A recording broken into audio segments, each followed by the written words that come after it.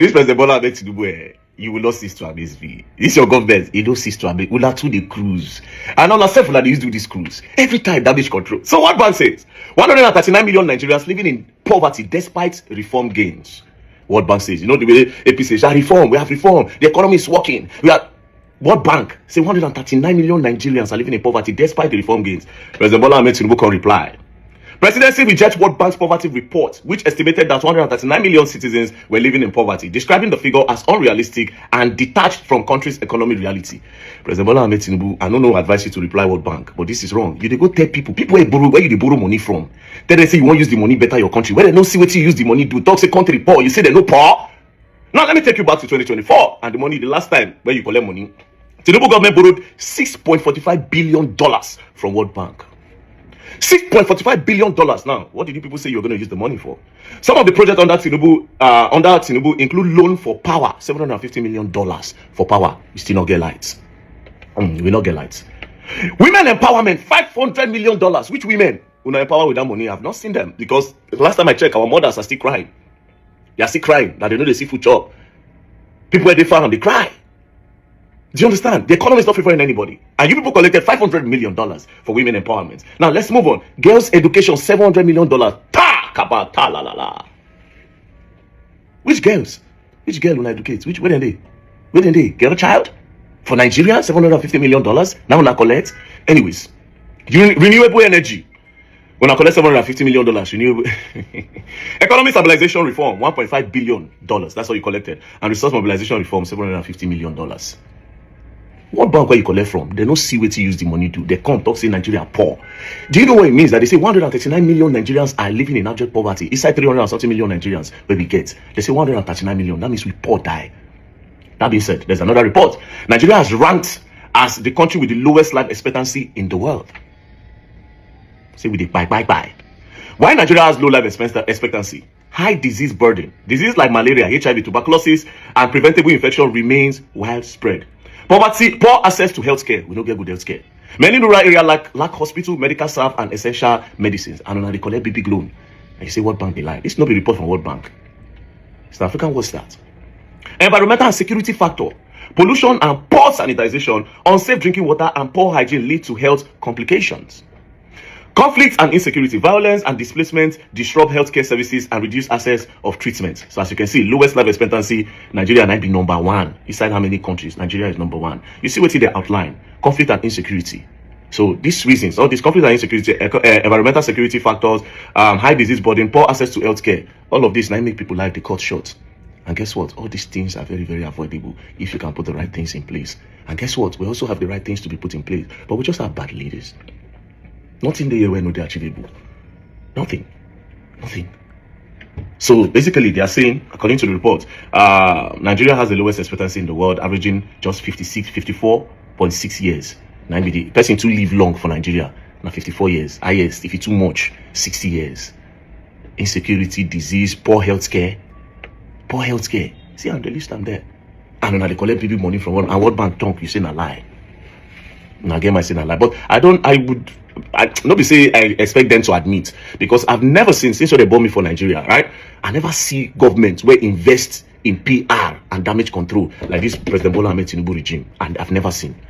They spend a lot of money. They will rather pay you, make you talk good about them, than make you work. That's why you go see, say different influencers. This is working, when I take patient and all.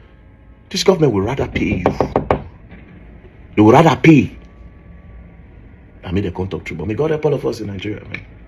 At the end of the day, we might get it right. Congratulations to the newly appointed Inec chairman, Professor Joash Ojo Amokpiton, SAN, from Ijumu local government area of Kogi State.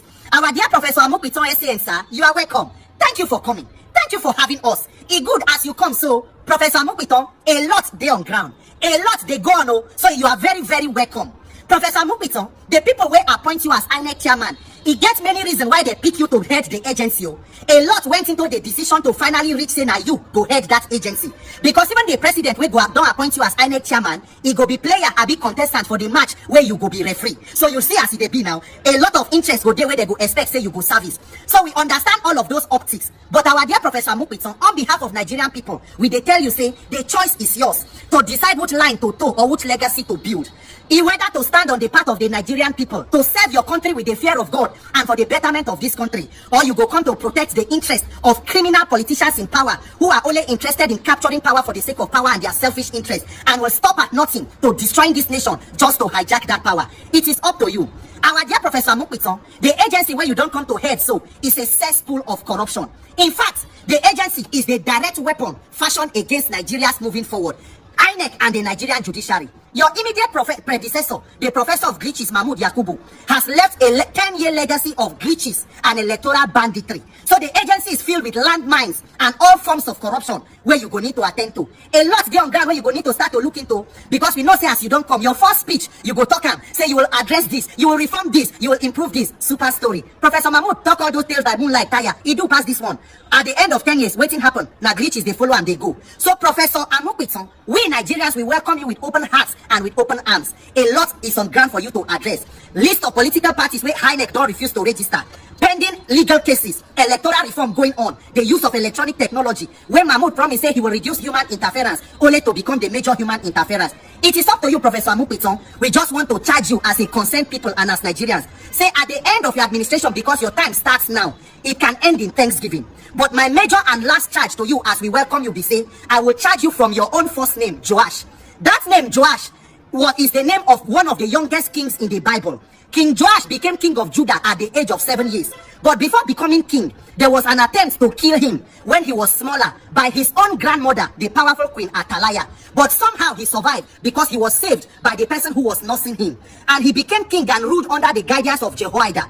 He did very well when he was under the guidance of Jehoiada. When Jehoiada died, Joash decided to turn away from the way of God, turn away from his reforms, and start to follow the things of the world. Waiting happened, he began to fail, and at the end, he was killed, assassinated by his own officials. Professor Joash Amokpiton, you can decide to be the King Joash of the Bible.